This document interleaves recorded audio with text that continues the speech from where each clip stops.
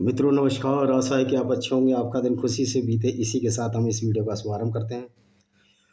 दोस्तों कुछ हदीस हैं, जैसे कि हम बता रहे थे कि इस्लाम में थूकना एक बहुत ही पवित्र कार्य है और इसको अल्लाह ताला की रहमत यानी दया माना जाता है। अब ये इस तरह की चीज़ है जिससे आप बड़े ही सहमत हो ना हो, आप इत्तेफाक रखें ना रखें, लेकिन निश्चित तौर पर इस्लाम के मानने वाले इससे इत्तेफाक रखते हैं कि इस्लाम में सोचना है, नहीं है, लॉजिक नहीं चलती इस्लाम में। इस्लाम में जो कुरान की मूर्खता है वही चलती है, और उसी मूर्खता के आधार पर कुछ ऐसी भी चीज़ें कुरान में हैं जो बहुत ही सेंसिटिव हैं, इंसानियत के लिए ख़तरनाक हैं। तो इसी बात को अगर ये लोग कहते हैं कि आप तो मुस्लिम्स नहीं हो, फिर आप इस्लाम की बुराइयां क्यों देखते हो? आप अपने यहाँ की बुराइयां देखो। मैं ये पूछना चाहता हूँ, क्या मेरे पर ठप्पा लग गया है कि मैं हिंदू धर्म की जो बुराइयां उनकी आलोचना या विवेचना नहीं करूँगा, या मैं हिंदू धर्म के जो वेद हैं उनको मानूंगा और जैसी गलत सलत किताबें होंगी उनको नहीं मानूंगा? ये मेरा सोचना है। तो गलत चीज़ें तो मैं जब आपकी गलत चीज़ों की आलोचना कर रहा हूँ, फिर तुम्हारी जो इस्लाम की गलत चीज़ें हैं, जो गंदी चीज़ें, वो तो दुनिया पर असर डाल रही हैं। अगर हिंदू मूर्ति पूजा कर रहा है, जिसको क्या आप कहते हो ये मूर्ति पूजक नजस हैं, गंदे हैं, तो इससे आपको क्या फ़र्क पड़ रहा है?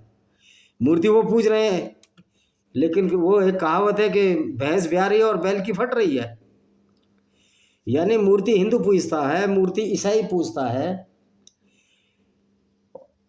लेकिन तुमको क्या प्रॉब्लम है भाई हमसे?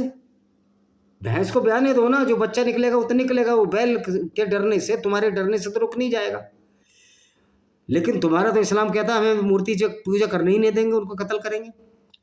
तो इस तरह की हरकतों से हमारा मुस्लिम भाई बदनाम होता है, और जो मुस्लिम भाई बड़े चैनल पर बड़े आते हैं, बिस्मिल्लाहिर्रहमानिर्रहीम, और कौन कौन से यौमुद्दीन, वो जो सूरह फातिहा सुनाते हैं, अल्लाह अल्हम्दुलिल्लाह, शुक्र है अल्लाह का। ओ भाई, जो तुम गर्व से ये बात बताते हो ना, अल्लाह का शुक्र है, इससे आपकी मूर्खता जाहिर होती है कि तुम्हारा अल्लाह तो वो अल्लाह है जिसको तो अता पता नहीं है कि दुनिया कैसे बनी। झूठ बोल बोल कर जो कुरान में झूठ भरा गया, उससे हमारे मुस्लिम भाइयों को तो पागल बनाया ही गया। लेकिन खतरा जब पैदा हो जाता है जब आप दूसरे की उंगली करने लगते हो। वैसे एक आयत देते हैं, लकुम दीन वलिया दीन, तुम्हारा दीन तुम्हारे लिए, हमारा दीन हमारे लिए। ओ भाई, आयत जब आई थी, जब मोहम्मद से कहा था कि आप सुधर जाइए, जो ये झूठी महराज की यात्रा, फलाने की यात्रा कर रहे हो, तो मोहम्मद ने कह दिया था, मोहम्मद कमज़ोर भी था जब वो मक्का में था, लकुम दीन वलिया दीन, तुम्हारा दीन तुम्हारे लिए, हमारा दीन तुम्हारे लिए। मैं ये पूछना चाहता हूँ, जब तुम्हारा दीन तुम्हारे लिए, हमारा दीन हमारे लिए आयत है, तो फिर कुरान में सैकड़ों आयत क्यों आई कि गैर मुस्लिम को कत्ल करना है, गैर मुस्लिम नजस हैं, मूर्ति पूजकों को कत्ल करना है, मुश्रिक अपवित्र हैं, सुअर और गधे से जितने गंदे हैं, और यहूदी बंदर बंदर बंदर बंदर जो आज हैं वो पिछले जन्म में यहूदी थे। यानी कि क्या मोहम्मद साहब का दिमाग विक्षिप्त था?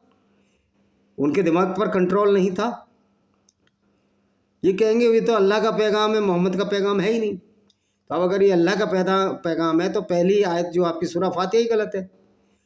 बिस्मिल्लाहिर्रहमानिर्रहीम, शुरू करता हूँ अल्लाह के नाम से, जबकि होना ये चाहिए था शुरू करो मेरे नाम से, मेरे नाम से जो कि मैं अल्लाह हूँ और पूरी दुनिया के दयालु रखता हूँ। यहाँ बिस्मिल्लाहिर्रहमानिर्रहीम शुरू करते हैं अल्लाह के नाम से, यानी कोई और दूसरा अल्लाह भी है जिसके नाम से अल्लाह शुरू कर रहा है।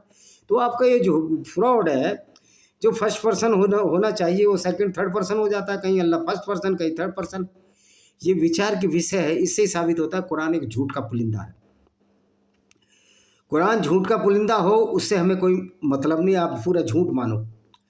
लेकिन जब आप गैर मुस्लिमों को कत्ल करने की बात कहते हो, तब गैर मुस्लिमों का लाजिमी फ़र्ज बन जाता है कि आपके इस्लाम की, आपके अल्लाह की पर कच्चे उड़ाएं, उसको डिम्बम करें कि किस तरह ये दुनियादारी के खिलाफ है, किस तरह इस्लाम एक मानवता के खिलाफ एक लानत है, एक पनौती है, और एक इस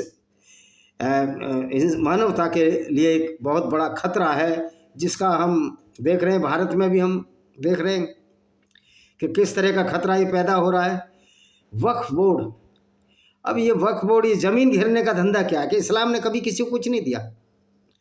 इस्लाम ने सिर्फ मुसलमानों को दिया जो कुछ दिया है, कि उसमें कहते हैं ना, मुस्लिम भाई है, और एक मुस्लिम का कत्ल, एक मुस्लिम का कत्ल अगर कोई मुसलमान करे तो जहन्नुम रसीद होंगे, यानी कि उसको नरक मिलेगा। लेकिन अगर एक मुसलमान एक हिंदू का कत्ल करता है तो उसको जन्नत रसीद होगी, भले ही वो कातिल है, हत्यारा है और बलात्कारी है। मोहम्मद साहब ने कौन से ऐसे कार्य नहीं किए जो दुनिया के लिए खराब थे? कौन सा उनका ऐसा कार्य है जो आज भारत की दंड संहिता, जो पहले इंडियन पिनल कोड थी, इसको भारतीय दंड संहिता में बदला गया है, उसके अंदर उनकी जमानत होती, पूरी जिंदगी जेल में सड़ जाते मोहम्मद साहब और उसके साथी। और आज के तारीख में जो मोहम्मद की सुन्नत पर चलकर कभी रामनवमी पर पत्थर डालते हैं, कभी औरतों को कत्ल, औरतों के साथ बलात्कार, कश्मीर में बलात्कार हुए, गिरजा टुक्कू का बलात्कार किया गया। वो बारामूला की रहने वाली थी, शायद बारामूला की रहने वाली थी। उसके मुस्लिम दोस्त ने ही बुलाया कि लाओ अपनी पेमेंट ले जाइए, अब कोई खतरा नहीं है। स्कूल में लैब टेक्नीशियन थी, उसके साथ जिंदी के साथ बलात्कार किया गया और उसको जिंदा आरे से चीरकर उसके 2 टुकड़ों को झाड़ी में फेंक दिया गया। याद करो, गिरजा टुक्कू, कोई मुसलमान कभी नहीं बोलेगा, क्योंकि इस्लाम में तो दूसरे की औरतें लूट लेना एक पवित्र कार्य है। तो भाई इसलिए हम तुम्हारी अल्लाह की और तुम्हारे पैगंबर की पोल खोलते हैं, बताते हैं कि पैगंबर तुम्हारा का किस तरह एक भैंसी और दरिंदा व्यक्ति था, किस तरह की ये विचारधारा। अभी भी जो हसन निसार है पाकिस्तान का बहुत बड़ा बुद्धिजीवी है, पहले तो मैं उसको बुद्धिजीवी समझता था, अब मैं उसको बहुत बड़ा मूर्ख समझता हूँ। उसका डीएनए मिल ही नहीं रहा यहाँ को वाले लोगों से।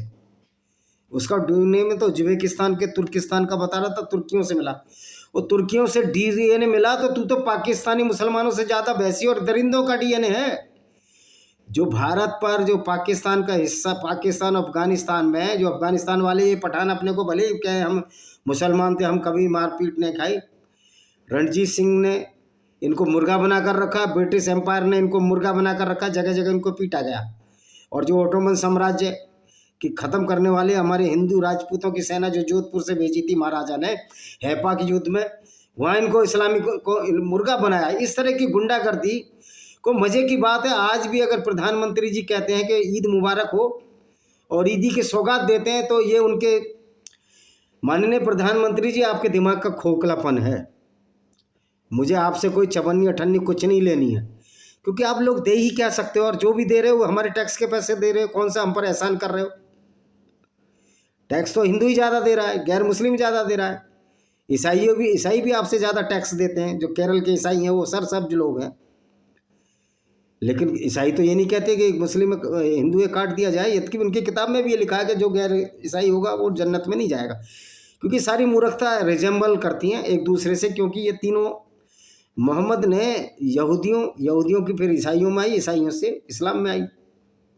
तो भाई अगर आप हमें कत्ल करने की बात कहोगे तो ये तो हमारा अधिकार है कि हम अल्लाह की पोल खोलें और लोगों को चीख कर बताएं कि तुम्हारा पैगंबर मोहम्मद एक ऐसा व्यक्ति था जिसको पैगंबर मानते हो, जो न सिर्फ हत्यारा था, क्लर्क था, औरतों को लूटने वाला था और औरतों को बाजारों में बेचने वाला भी था। तो ये आपके कैरेक्टर मोहम्मद का, तो इसमें ब्लेसफेमी किधर है? अगर ब्लेसफेमी इस कार्य के तो मोहम्मद ने किए। शर्म से डूबकर तुम मरो, तुम्हारा पैगंबर ऐसा था, हम तो ऐसा पैगंबर नहीं मानते। कृष्ण भगवान ने कौन सी लड़कियों को रेप किए थे भाई? कह रहे वो चुंदरी उठा के ले जाते थे, बचपन की लीलाएं, बाल लीलाएं। कहीं भगवत गीता में उसका वर्णन है? ये सब तो बाद में लिखी गई चीजें हैं। कौन से राम ने लड़कियां बेची थी और फिर राम से तुलना करेंगे? अबे बेशर्म हो, थोड़ी बहुत हया और शर्म है तुमको? एक लुटेरे व्यक्ति की राम से तुलना कर रहे हो। कृष्ण ने कौन से किले लूटे थे? वो तो खुद लड़े भी नहीं। कह दिया मैं युद्ध में किसी तरफ से नहीं लड़ूंगा, मैं तो सारथी बनूंगा। उन्होंने तो शस्त्र जब उठाया, जब उनको एक व्यक्ति को ख़त्म करना पड़ा जो बहुत परेशान कर रहा था, और वो भी पांडवों के खिलाफ तो कोई शस्त्र नहीं उठाया, उन्होंने कौरवों के खिलाफ उठाया जो गलत रास्ते पर थे। लेकिन तुम्हारे मोहम्मद ने तो सही लोगों को लूटा, काफिलों को लूटा, औरतों को लूटा, उनको बाजारों बेचा और उनके बलात्कार उनके साथी उनसे करवाए और खुद भी किए। पीडोफाइल थे आपके। 9 साल की उम्र की लड़की से बलात्कारी कहा जाएगा? अजी उस जमाने में औरतें जवान हो जाती थी। ओ भाई तुम्हारा बाबा तो 54 साल का था, औरत 9 साल की उम्र में जवान होगी तो करता 50 साल की से। 17 साल की सफिया को 54 साल की 55 साल की उम्र में उसके साथ ये जबरदस्ती रैप कर रहा है। उसके माता उसके पिता को कत्ल करके और उसके भाई को और उसके पति को कत्ल किया। 18 साल की सफिया बिंत हुईया। तो फिर तुम तुलना करते हो किस मुंह से? कुछ शर्म है या बेशर्मी का जो बिल्कुल दामन ओढ़ लिया मोटी खाल वालों। ये आइडियोलॉजी अब नहीं चल सकती। कोई मौलाना की औकात नहीं है जो हमसे आके डिबेट करे, सामने बहस करे, रख ले, सालों साल बहस करे, चैनल पर बहस करे, खुले में बहस करे। तो हमको तो AK-47 के कम से कम 500 लोग अपने पर्सनल रखने पड़ेंगे, क्योंकि इस्लामी गुंडागर्दी का जवाब उसी तरह से दिया जाना चाहिए जिस तरह से ही चाहते हैं। और हम पैगंबर की तुम्हारे की इतनी इज्जत करते हैं जितनी इज्जत एक हम लुटेरे कातिल की, भैंसी और दरिंदे और बलात्कारी की करते हैं। जिसकी मैं इज्जत नहीं करता, ऐसे बलात्कारी को मैं 1000 जूते मारने के लिए सबसे पहले आऊँगा। वक्फ बोर्ड में भाई तुम्हारे बाप की ज़मीन थी यहाँ। इस्लाम तो हमेशा से लुटेरों का गिरोह रहा है शुरू से ही। पहले इन्होंने यहूदियों के ख़त्म किया, फिर जोरास्ट्रियंस को पारसियों ख़त्म किया, बेचारे 3 लाख बचे। यजीदी बहुत थोड़े बचे और अबू बकर अल बगदादी तो हाल की घटनाओं में बलात्कार करता था।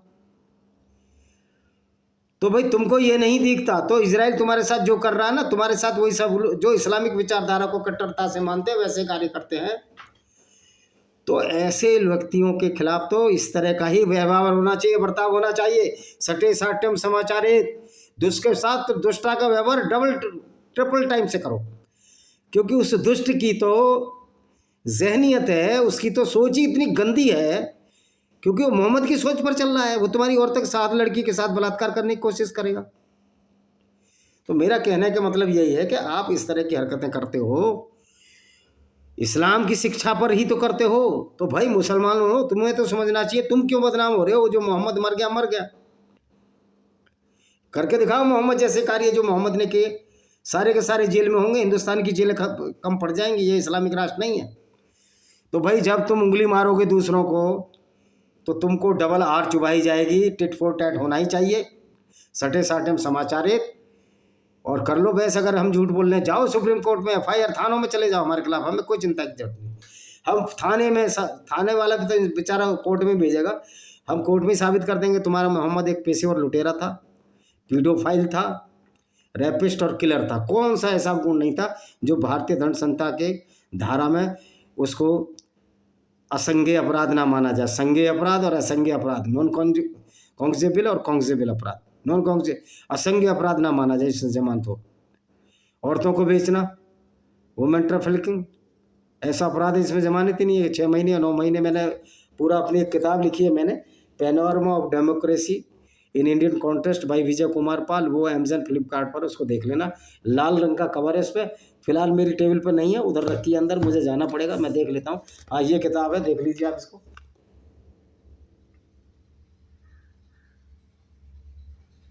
देख लिया आपने?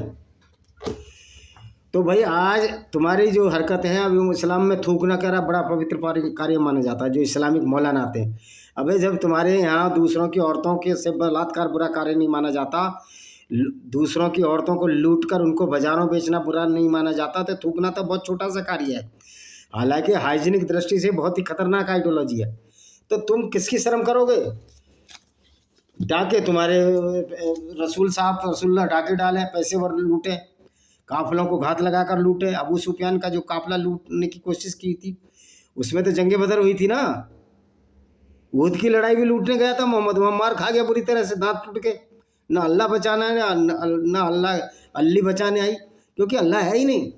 तो भाई आपका जो आज बताते हैं कि जो आप गंदी हरकतें करते हो उसकी वजह से बदनाम है। हमें कोई पैगंबर, हम पैगंबर को हम क्यों मानेंगे? वो ऐसा हमारा तो दुश्मन सबसे बड़ा पैगंबर ही। अगर सामने पैगंबर होता तो हम उसको वो करते, हसर करते कि पीढ़ियाँ याद रखती पैगंबर की। हालांकि कर्म का फल तो उसके सामने आया। उसके नवासे को मारा गया, उसकी फातिमा को जो उसकी बेटी थी उसको दरवाज़ों के बीच में कुचल दिया, गर्भावस्था में वो मारी गई। तो देखो कर्म का फल तो भुगतना पड़ता है, लेकिन तुमको भी भुगतना पड़ेगा। जो इस्लाम की सुन्नत पर चल रहे हो ना, पैगंबर की सुन्नत पर, तुमको कर्म का फल भुगतना पड़ेगा। और ये कर्म का फल कोई ऊपर से नहीं भुगता जाता, सब कुछ हमें ही करना है। अल्लाह और ईश्वर का तो खाली नाम है, वो कुछ करने नहीं आएंगे। तो अगर आप दूसरे की लड़कियों को उठाओगे तो तुमको ख़त्म कर दिया जाएगा। तुम्हारी नीचता की हद है कि पुलिस वाली लड़की छेड़ दी, हिंदू थी मुरादाबाद में, और फिर तुम्हारा क्या मार मार कर भूत बनाएगा। तुम्हारे सारे अल्लाह और तल्ला सारे डले रह जाएंगे। अल्लाह और जो दल्ला है, एक अल्लाह एक उसका दल्ला, वो बन गया फिर औरतों का दल्ला। ये तुम्हारा पैगंबर है। तो अब देखिए थूकने की बात। अब मैं सही बुखारी खंड 1 किताब 12 संख्या 801 क्या कहती है।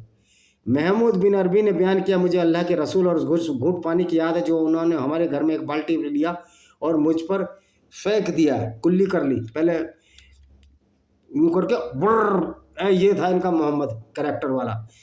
दूसरी, उर्वा अपने लोगों के पास लौट आया और कहा, हे अल्लाह। अच्छा, ये तो मैंने कल बता दिया था, अब थोड़ा आगे बढ़े, वीडियो बहुत बड़ा हो जाता नहीं तो। हाँ देखो, ये जाबिर बिन अब्दुल्ला से रिवायत है, यानी जाबिर बिन अब्दुल्ला बोलते हैं, मैं अपने घर आया, अल्लाह के रसूल भी आए। अल्लाह का रसूल मतलब मोहम्मद भी घर पहुंचा। लोगों के आगे आगे चलते जब मैं अपनी पत्नी के पास आया तो उसने कहा, अल्लाह तुम्हारे साथ ऐसा ऐसा करे। मैंने कहा, मैंने पैगंबर को बता दिया कि तुमने क्या कहा। फिर वह उनके पैगंबर के पास आटा ले आई, उन्होंने उसमें थूका, अल्लाह की रहमत मांगी। फिर वह हमारे मिट्टी की बर्तन की ओर बढ़े, उसमें भी थीका, उन्होंने अल्लाह की रहमत मांगी। ये शाहरुख खान है, ये भी थूकता, भले हिंदू से शादी कर ली, लेकिन ये उन गंदी परंपराओं को तो मानेंगे ही। सलमान खान को मैं कह सकता हूँ मुसलमान नहीं है, निश्चित तौर पर वो इस्लामिक गुंडागर्दी से वो त्रस्त आ चुका है। मेरे ख्याल आमिर खान भी त्रस्त आ चुका है, क्यों आमिर खान की जो दोनों बहनें हैं वो हिंदुओं को हैं। इनकी दोनों बहनें, एक शायद नासिर हुसैन का लड़का, किसका लड़का है, जो भी है। तो लेकिन फिर भी ये बेचारे मजबूर हैं, परेशान है। सारा मुसलमान परेशान है कि ऐसे बंधनों में बंधा हुआ है, अब ऐसे को पैगंबर मानने को मजबूर है जो खाने में भी थूकता था। तो देखो, मिट्टी के बर्तन में भी थूक दिया उसने, अल्लाह की रहमत मांगी। और ये मोहम्मद साहब तो वजू किससे करते थे, हाथ पर, जिसमें मेंस्ट्रुअल साइकिल, जो इनका जमजम का पानी जिसे हाजी लाते हैं, जमजम के पानी में सड़े हुए मरे हुए कुत्ते, औरतों के मासिक शराब के वस्त्र, उससे भी वजू किया। वो भी हदीस है। अगर कोई इस पर टिप्पणी करेगा ना मेरा मुसलमान भाई, मैं अगली बार वो भी पोल खोल दूंगा कि तुम्हारा मोहम्मद तो जमजम का पानी जिसमें मरे हुए जानवर पड़े रहते थे, स्त्रियों के मासिक शराब के कपड़े पड़े रहते थे, उससे भी वजू कर लेता था, हाथ धो लेता था, औरों को भी कराता था। तो इस्लाम तो एक गंदगी का रूप है। जब जब मस्तिष्क में ही गंदगी होगी तो सफाई कैसे हो सकती है दिमाग में। गंदगी दिमाग से चलती है, यह अलग बात है कि इस्लाम के हिसाब से दिल से आदमी सोचता है। तो ये तो साइंस भी नहीं जानते, कुछ भी नहीं जानते। तो इस्लामी हदीस में इस बात का उल्लेख है कि पैगंबर मोहम्मद द्वारा इस्तेमाल किए गए पानी का इस्तेमाल खुद को साफ करने के लिए करते थे। पैगंबर मोहम्मद द्वारा जो इस्तेमाल किया जाता था पानी, उसका इस्तेमाल खुद को साफ करने के लिए करते थे। सही बुखारी खंड 1 पुस्तक 8 संख्या 373 में लिखा है। दूसरा, अबू जुआफा ने रिवायत किया, मैंने अल्लाह के रसूल को लाल चमड़े के तंबू में देखा। मैंने देखा कि बिलाल उस बच्चे हुए पानी को ले जा रहा। बिलाल कौन था? जो पहला गुलाम था मोहम्मद का, और जो अजान देता था, वो पहला अजानी था, मुअज्जिन। इसको वो उसको अजान देने वालों क्या कहते हैं? मुअज्जिन बोलते हैं, मुअज्जिन है, हाँ मुअज्जिन। मैंने देखा लोग बेसब्री से इस्तेमाल के लिए पानी ले रहे थे, उसमें थोड़ा पानी मिल गया और अपने बदन पर भर लिया। जिन्हें नहीं मिल पाया उन्होंने दूसरा घास पानी ले लिया। मतलब मोहम्मद की गंदगी को यहाँ तक भी और लेटरिन तक भी खाने को तैयार हैं। इस तरह के बेवकूफ़ लोग हैं दुनिया में। अब आप देखिए कि किस तरह से ये लोग, मतलब एक मूर्खता की एक हद है। बकबोर्ड की भी थोड़ी बात कर ली जाए।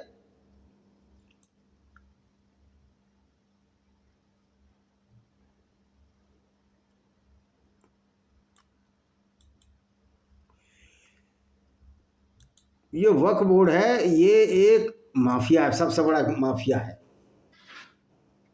उसकी वजह ये है कि इस्लाम को जो मोहम्मद ने एक अच्छे लोगों का गिरोह नहीं बनाया।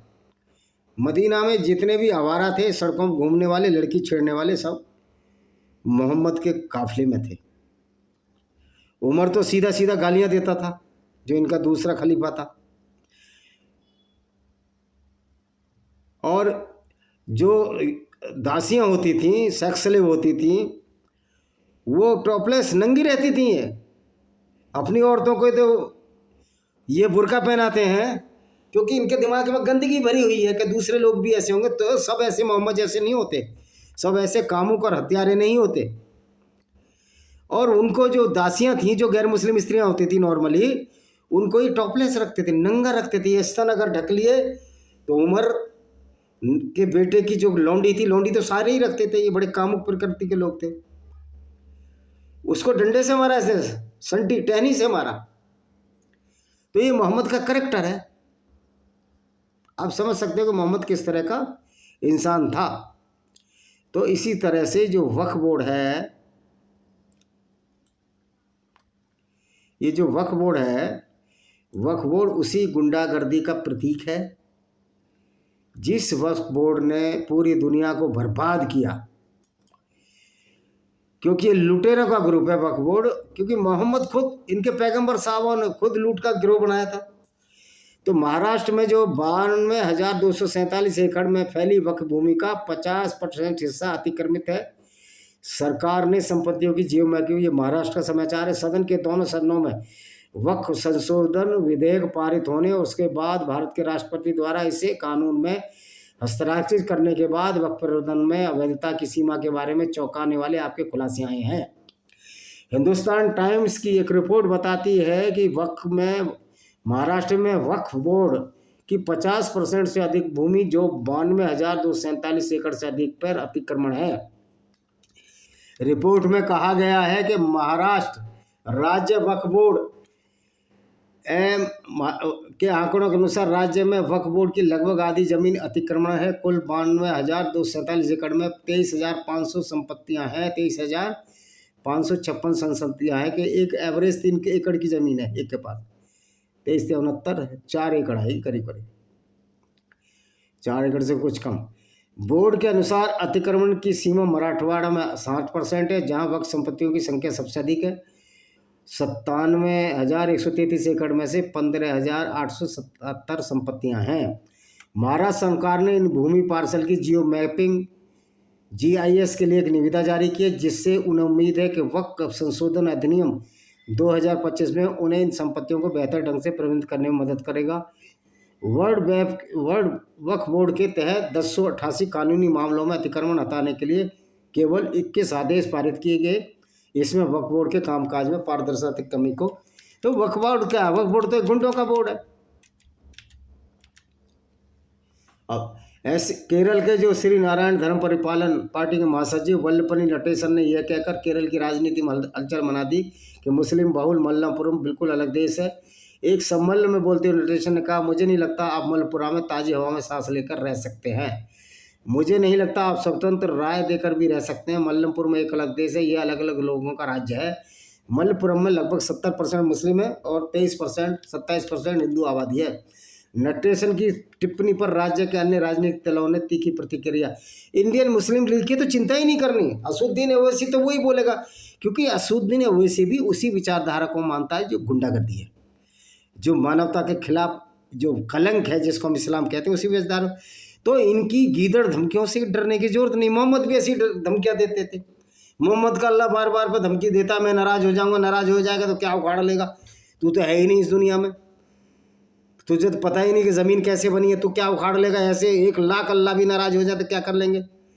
एक ऐसे 1 लाख क्या करोड़ों अल्लाहों की ऐसी तैसी ऐसों की जो नकली और फोर्ज अल्लाह, जिस अल्लाह को यही नहीं पता कि ज़मीन बनाई है, कहता है मैंने, और ये नहीं पता कि ज़मीन स्थिर नहीं है, ज़मीन घूम रही है। और ये अल्लाह कहता है कि ज़मीन स्थिर है और सूर्य उसके चारों तरफ घूम रहा है। पता नहीं कितने टन गांजा खाकर ये कुरान लिखी गई है अब्बासी ने और मोहम्मद साहब ने। वैसे शराब हराम है, लेकिन इस्लाम से बड़ा नशा है कोई क्या? इस्लाम एक फुल टू फुल एक नशा है जो कि मानवता के खिलाफ कार्य करता है। इसलिए आज जरूरत है चोट करो चोर की माँ पर, चोर पर नहीं। चोर की माँ कौन है? कुरान है। इस्लाम की विचारधारा है। तो चोर को क्यों मारते, चोर की माँ को मारो, उस पर अटैक करो, तभी तो हमारे मुस्लिम भाई समझ पाएंगे कि इस तरह की गलत सी लत आइडियोलॉजी को, ऐसे को हम पैगंबर क्यों माने। ये तो उनके लिए लानत और बनौती की बात होगी। इसी के साथ हम इस वीडियो को विराम देते हैं। वंदे मातरम, जय हिंद, आपका दिन शुभ हो।